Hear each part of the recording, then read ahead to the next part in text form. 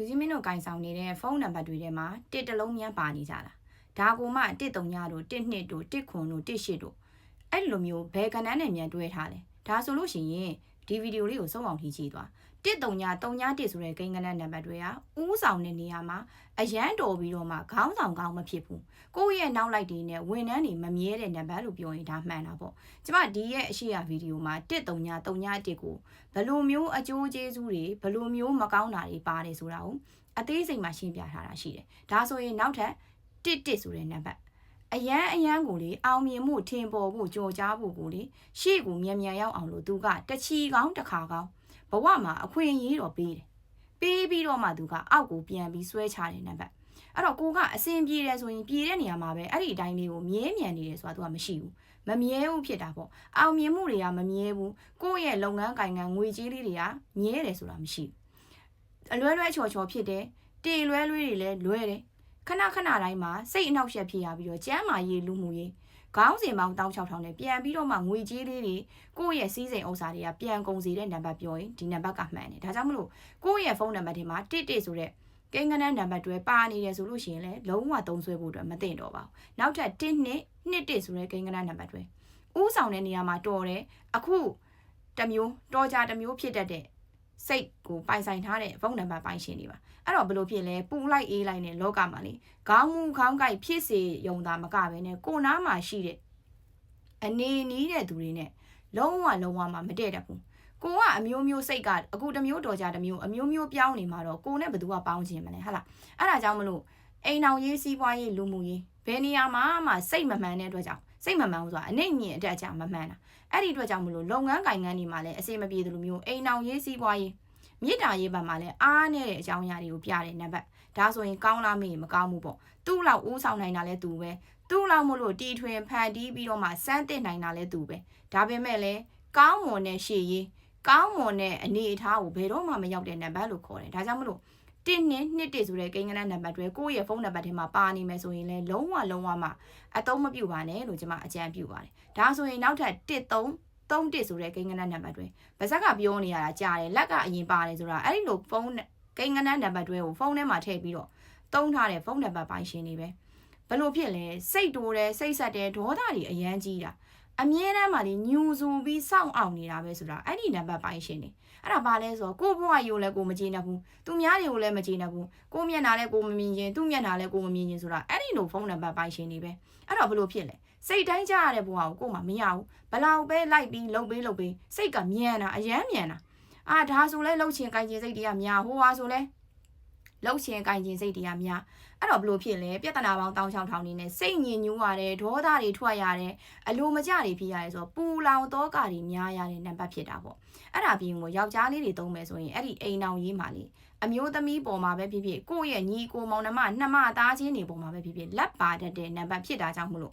့အရန်ကိုမှသုံးဆွဲဖို့အတွက်မသင့်တော်ပဲနဲ့အပူကောင်တွေနဲ့ဘူးကောင်တွေကိုရှောင်ပါဆိုရင်အဲ့ဒီ1331ကင်ဆောင်ထားတဲ့ဖုန်းနံပါတ်ပိုင်ရှင်တွေကိုရှောင်ရမှာဘာဖြစ်လို့ဆိုတော့သူတို့စီးပွားရေးလုပ်ငန်းတွေလုပ်တယ်ရှေ့ကိုမြန်ရောက်ချင်းသူကကမောက်ကမတွေမှာအတားအဆီးတွေရှိအပိတ်ပင်တွေဖြစ်အဲ့တော့ကြာတလောကလုံးကိုမကျေနပ်တဲ့နံပါတ်ကအဲ့ဒီနံပါတ်တော်ဆိုးဝါးပါဒါကြောင့်မလို့ပေါ့နော်အမြဲတမ်းမှာ energy အနေအဆုံးကိုထိုးကြစေတဲ့နံပါတ်ဖြစ်တာကြောင့်တော်ကိုမှရှောင်ရှားရမယ်နံပါတ်ပါရှင်နောက်ထပ်1441ဆိုတဲ့ကိန်းဂဏန်းနံပါတ်တွေအရန်မကောင်းဘူးလား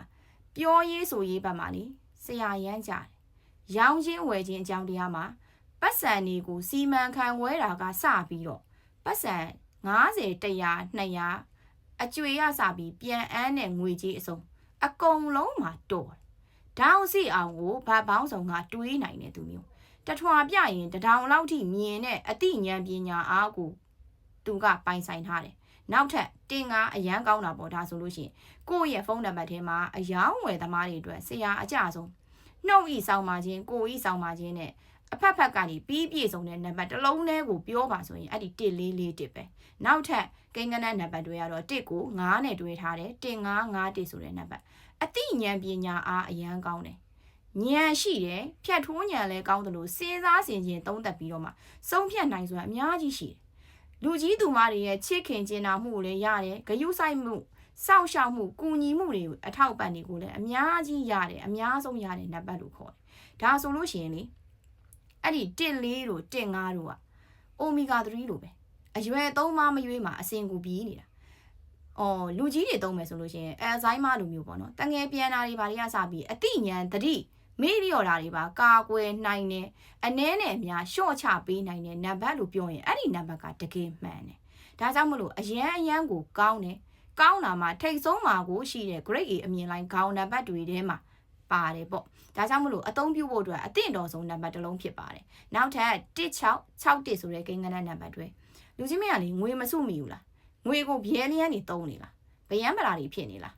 အဲ့ဒါကတော့ငွေကဝင်တာလဲများတယ်လို့ထွက်တာလဲများတယ်နံပါတ်အကြီးကြီးတွေကိုသုံးထားတဲ့ဖုန်းနံပါတ်ပိုင်ရှင်တွေကအဲ့ဒီ1661ဆိုတဲ့ကိန်းဂဏန်းနံပါတ်တွေကိုနောက်ထပ်ဖုန်းနံပါတ်တစ်လုံးမှာပဲဖြစ်ဖြစ်အဲ့ဒီဖုန်းနံပါတ်တစ်လုံးထဲမှာပဲဖြစ်ဖြစ်ထည့်သွင်းပြီးတော့မှပူပြီးသုံးစွဲဖို့အတွက်အကောင်းဆုံးနံပါတ်လို့ပြောရင်ဒါမှန်ကန်ဆုံးပဲအဲ့တော့စီးစနစ်ကြတယ်ဝန်ထမ်းမိသားစုမှာသုံးမယ်ဆိုလဲအရန်ကောင်းတယ်လို့မျိုးကိုယ်ပိုင်လုပ်ငန်းအယောင်းဝယ်လုပ်ငန်းမှာသုံးမယ်ဆိုရင်လည်းကိုဆိုလို့ရှိရင်ယုံကြည်မှုတွေအရန်ရစေတာဟာဒီအမနဲ့မှအလုပ်လုပ်ရင်ဒီသူနဲ့မှအလုပ်လုပ်ရင်ဟာဒီအကိုနဲ့မှအလုပ်လုပ်မယ်ဆိုလို့ရှိရင် तू ကစိတ်ချရတယ်နောက်ပြန်လှည့်ကြည့်စရာမလိုဘူးငါတို့စိတ်ချလက်ချနေလို့ရတယ်သူစီမှာပဲအယောင်းဝယ်တွေလုပ်မယ်သူစီမှာပဲဝယ်မယ်သူနဲ့ပဲလုပ်ငန်းကိုင်ငန်းတွေအတူတူလုပ်ကြမယ်ပေါ့ဒီလိုမျိုးကိုမှရွေးချယ်စေတဲ့နံပါတ်စီးစနစ်အရန်ကြတယ်ငပြင်းနေဆိုရင်လည်းထည့်သုံးပေးဖို့နံပါတ်ဒီနံပါတ်ပတ်စံကိုလည်းစုမိစေတဲ့နံပါတ်ဟာငွေတွေကိုအများကြီးမြင်ချင်တာမိကန်တစ်တာထဲမှာပဲဖြစ်ဖြစ်ကိုယ့်ရဲ့ငွေထားတဲ့ပတ်စံအိတ်တစ်တာထဲမှာအန်ဆွဲထဲမှာဗီဒီယိုထဲမှာပဲဖြစ်ဖြစ်ပတ်စံတွေကိုပဲအမြဲတမ်းမြင်ချင်တဲ့သူတွေတော်ယုံတာယုံအပေါ်ကိုမထွက်တာတေးကြပါအဲ့တော့စီကန်းလည်းရှိတယ်လို့မျိုးအဖက်ဖက်ကနေပြီးပြည့်စုံတဲ့နံပါတ်ထဲမှာအဲ့ဒီ1661ကတော့ပါတယ်အဲ့တော့ဘဲလျန်းမှာဗျံမတာသုံးထားတဲ့ lucky phone နံပါတ်တွေရှိတယ်အဲ့ဒါဘာလဲဆိုတော့ငွေကိုမြန်ဆန်နဲ့များဆာဆွဲခေါ်ပေးတဲ့နံပါတ်ကိုသုံးထားတဲ့ဖုန်းနံပါတ်ပိုင်ရှင်တွေကအဲ့ဒီ1661ကမပါလို့မဖြစ်ဘူးဝန်ထမ်းမိသားစုမှာဆိုပိုတောင်းဆိုသေးတယ်အဲ့တော့တလားလုံးတွေမှာတစ်ခါရတဲ့ပတ်စံနဲ့အလုပ်လုပ်နေကြတဲ့လူသားအားလုံးကိုကျမကဝန်ထမ်းမိသားစုလို့ခေါ်တယ်ဒါထည့်သွင်းပြီးတော့မှပြောပြတာပေါ့အဲ့လိုလူတွေမှာလည်းဒီနံပါတ်တွေအရန်ကောင်းတယ်အပေါ်ငွေအပြင်ကိုမှများဆာတိတ်ပြီးတော့မှမထွက်ဘူးဆိုတော့ပတ်စံကိုတကယ်ကိုစုမိပြီးတော့အကျွေးကြေစေတဲ့နံပါတ်ထဲမှာလည်းဒါပါတယ်ဒါကြောင့်မလို့အရန်ကောင်းတဲ့နံပါတ်ကလည်းဒါထိတ်ဆုံးမှာရှိတဲ့1661ကမေ့ထားလို့မရဘူးပေါ့နောက်ထပ်1ဆိုတဲ့ကိန်းဂဏန်းနံပါတ်တွေတလောကလုံးမှာပင်ပန်းရဆုံးသူတွေထဲမှာအဲ့ဒီ1ကိုင်ဆောင်ထားတဲ့ဖုန်းနံပါတ်ပိုင်ရှင်တွေပါတယ်ခေါင်းမာတယ်စုံဖြတ်ချက်တွေကမှန်ကန်လားမေးလို့ရှိရင်ပြက်သားတာ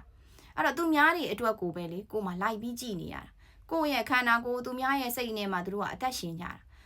ငါကတော့ဒါလေးတွေလိုက်မလုပ်ပေးလို့ရှိရင်တော့ငါမခေါ်တော့ပဲနေမှာပဲငါ့ကိုတော့ပြစ်ပယ်ထားကြတော့မှာပဲဒီလိုမျိုးအမြဲတမ်းမှလေစိတ်အားငယ်တတ်တယ်လို့မျိုးကိုကအတွေးများတာပေါ့အတွေးတွေများပြီးအတွေးခေါ်ဘေးချော်စေတဲ့နံပါတ်လို့ပြောရင်ဒီနံပါတ်ကလည်းပါတယ်အဲ့တော့ကိုယ့်ရဲ့ဖုန်းနံပါတ်ထဲမှာအဲ့ဒီ1ဆိုတဲ့ကိန်းဂဏန်းနံပါတ်တွေပါနေခဲ့မယ်ဆိုရင်လုံးဝမှာအသုံးမပြုသင့်ပါဘူးအရန်ကိုပေးဆက်ရတဲ့နံပါတ်ပေါ့နောက်ထပ်1881ဆိုတဲ့နံပါတ်အလိန်ခံရဖို့နဲ့နောက်ကျောကိုဓာတ်နဲ့ထိုးဖို့ဆိုတာအရင်းနှီးဆုံးသူတွေမှာပဲဖြစ်တာကြောင့်မလို့အဲ့အနေနီးတဲ့သူတွေကြောင့်မလို့လုံးမပါပြီးတော့မှအဲ့ဒါတခါတည်းကိုဘယ်လိုပြောရမလဲဆိုတော့တစ္ဆာဖောက်ခံရဖို့နဲ့အလိန်ခံရဖို့ကိုရာဂိုင်နှုန်းအများဆုံးနံပါတ်လို့ပြောရင်အဲ့ဒီ1881ကိန်းဂဏန်းနံပါတ်တွေကိုယ့်ရဲ့ဖုန်းထဲမှာကင်ဆောင်ထားတဲ့ဖုန်းနံပါတ်ပိုင်ရှင်တွေပဲဒါကြောင့်မလို့ပေါ့နော်ငွေကြီးရစပြီးတော့အခြေရေးအစုံတန်တရားမကင်းမဲနဲ့ဘဝမှာလေအမြဲတမ်းကြီးလန့်စားလိုမျိုးကိုအသက်ရှင်ရတဲ့နံပါတ်ဒါကြောင့်မလို့ထည့်သွင်းပြီးတော့မှလုံးဝအသုံးမပြုသင့်ပါဘူးလို့ဒါအကြံပြုပါတယ်အဲ့တော့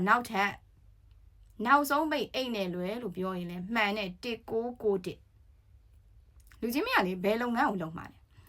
ကိုကလေအသစ်သောကာစတမာတွေအများကြီးနိုင်ငံခြားကံကောင်းဖို့ကစပြီးတော့စီးပွားရေးအစုံအကုန်လုံးမှာထင်ပေါ်ဖို့အတွက်အောင်မြင်မှုအတွက်သူများတွေနဲ့မတူဘဲနဲ့ထင်းကနေလင်းကနေနဲ့ကိုယ်စတိုင်နဲ့ကိုအထာနဲ့ကိုအဲ့တော့ကိုယ်စတိုင်နဲ့ကိုဆိုတဲ့နာစကားနဲ့အဲ့ဒီ1991နဲ့ကဓာတ်ရိုက်အချိုးကိုကြာအဲ့တော့အောင်မြင်မှုထင်ပေါ်ဖို့ကြော်ကြားဖို့ကိုယ်နာမည်ကိုယ့်ရဲ့ကုန်ပစ္စည်းအတိတ်ပဲဖြစ်ဖြစ်အဟောင်းပဲဖြစ်ဖြစ်ဂုံသတင်းတွေကြီးထွားနေဖို့အတွက်